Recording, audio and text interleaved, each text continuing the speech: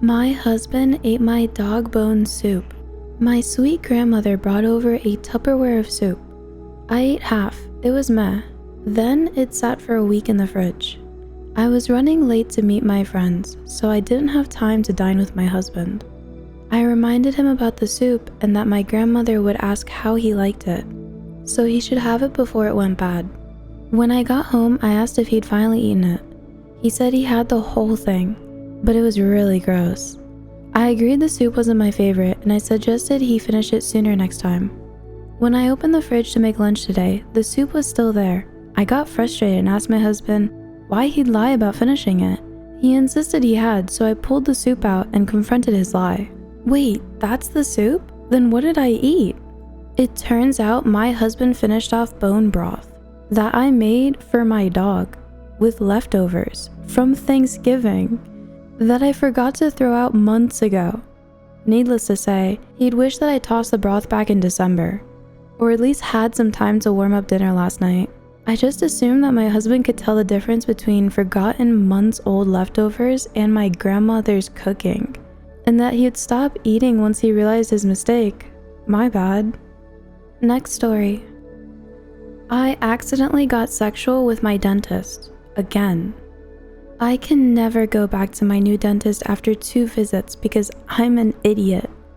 My dentist is a very nice and professional man. Our first appointment was going pretty smoothly until he made some harmless remark about us being strangers. My immediate reply was, "Oh, you're not a stranger. You've been inside my mouth for 20 minutes." I did not intend to make a sexual joke. His face turned red and he was clearly embarrassed. But he continued like a true professional, and we were probably both relieved when the appointment was over. I had my second dentist appointment today. I actually mentally prepared myself to be a model patient who didn't say anything weird, thank you very much. He had been working in my mouth for about 5 minutes when he started to seem really uncomfortable or something. His face was red and he was breathing a little heavier. I was a bit concerned and also confused. Like, how could I have embarrassed him this time? I had hardly spoken. So he keeps working in there and I realize what the hell is happening. My dentist was wearing grape-flavored gloves. I had been absent-mindedly licking his fingers the whole time. Never going back. Next story. I suspect my son is being intimate with his buddy. So I, 39 female, have a son, 15 male, and he brought a friend over today. They immediately went to their room and I assumed they would just play some video games or whatever, so I was totally fine leaving them. It was about 30 minutes in when I was walking past. I heard sounds such as, "Oh my god, that's so good," and "It's so good with that in it," and various sounds. It really sounded like they were being intimate. I was super weirded out by it, so I quickly went downstairs and waited for his friend to leave. When his friend left an hour or 2 later, I asked my son what they were doing in his room, because although I don't mind him being gay, and I know it's normal for teenagers to be intimate, a condom really should be used, so I plan to confront him about that. However, the answer shocked me to my very core. They weren't being intimate, they were eating hummus. I was shocked, and I initially didn't believe it. We had never had hummus before, and I asked him to show me the hummus if this was true. So he did, and I ate the hummus for the first time, and oh my god, was it good. We experimented with different things in it, like bread and carrots, and it was great. Apparently his friend had heard about how he had never had hummus before, and thought it was absurd, so he planned a date for a hummus party. So yeah, it ended up being quite a good ending. I discovered how nice hummus was. Next story. I confiscated my son's Game Boy and hid it for 18 years. When my son was young, he wasn't doing his homework, so I confiscated his Game Boy Advance. I told him he would get it back next week. Well, he's a pretty clever dude and knew all of my hiding places, so I put it someplace he would never look.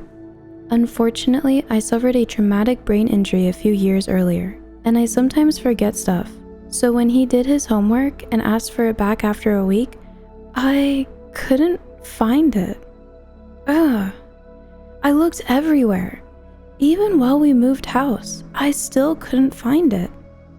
18 years later, I was donating some coats I had not worn in a long time, and in the pocket of my Viennese trench coat from the 1930s, I found his Game Boy Advance. I turned it on and it worked. Pokemon appeared.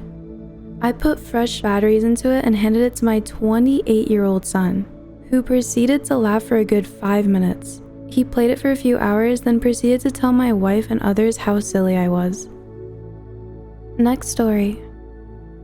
My dad's 43 male girlfriend is trying to get rid of me, 15 female. My mom passed away 5 years ago, and I think of her every day.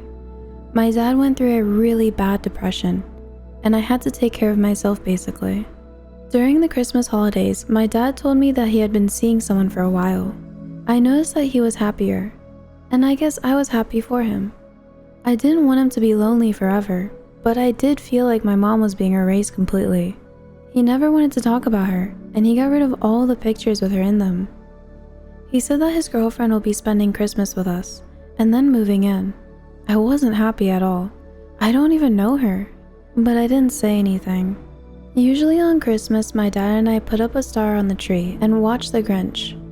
It's our tradition, and we kept it even when we were grieving my mom. It's the only tradition from when she was with us that we actually kept. When his girlfriend came over for Christmas, he put the star on with her while I was in the bathroom. Also, we didn't watch The Grinch because she hates it. I know I sound spoiled and childish, but I was angry. We've been doing this my whole life, and she just came in and destroyed it. The whole night, she didn't even bother getting to know me at all. She was all over my dad and pretty much ignored me. I told my dad about how upset I was about our tradition, and he said that I should grow up and that things change. I didn't like her because she gave me a bad feeling, so I never got close to her. She complained to my dad about it, and he got mad at me for not making her feel welcomed. I felt bad because she makes my dad really happy, so I tried being more friendly with her. In front of my dad, she was nice to me, but when we were alone, she ignored me or spoke to me with an attitude. She even told me that I was a brat and I make my dad's life harder. I told him, but he doesn't believe me and yelled at me for trying to sabotage his relationship. He said that I wanted him to die alone and be sad and that I was selfish. I was so shocked because none of it is true. My dad basically treated me like I wasn't there at all after that. I felt like I did when my mom died, all alone. I stayed up really late one night because I couldn't sleep and I wanted to sneak in a midnight snack. The girlfriend was in the kitchen on FaceTime, so I decided to be nosy and listen. She was talking about my dad and how much she loves him. Then she said that he had this dumb daughter, and she wondered if it was too late for adoption. Her and her friend laughed at that. She said that I was a little bitch, and she hated me. Her friend then said something about boarding school or military school, but I left so I didn't hear the rest. I was so exhausted from all the crying I did, so I actually slept. I didn't tell my dad, and I don't know if I should since he probably won't believe me. I really miss my mom. I kinda wanna go live with my grandparents, mom's parents, now, but I don't want my dad to think that I'm leaving him. What do I even do? Can I even do anything? How do I get my dad to listen to me? Would I be wrong for leaving? Update. I spoke to my grandparents and I told them everything. I asked if I could stay with them if I wanted to, and they agreed. I then spoke to my dad again, tried to tell him how I felt and what I had heard. I didn't want to film or record because I knew he would be mad at that and wouldn't listen. He didn't believe me again and thought I was jealous for having to share him with someone else. I got upset and I told him that I was leaving so he could live happily ever after without the burden of having me around. He looked shocked, but he didn't say anything. I had already packed my bags and I had brought some things to my grandparents' house already. My dad didn't speak to me for the rest of the day. My grandparents picked me up and I've been there since. I haven't gone home and I haven't heard from my dad. My grandparents told me that they would handle my dad and that I shouldn't have to be the one doing it. I'm upset that my dad hasn't called or texted me once to see if I'm okay. At the same time, I'm feeling so much better being with my grandparents. My grandmother is probably the sweetest person ever, and my grandfather is a little rough around the edges, but he's really a softie.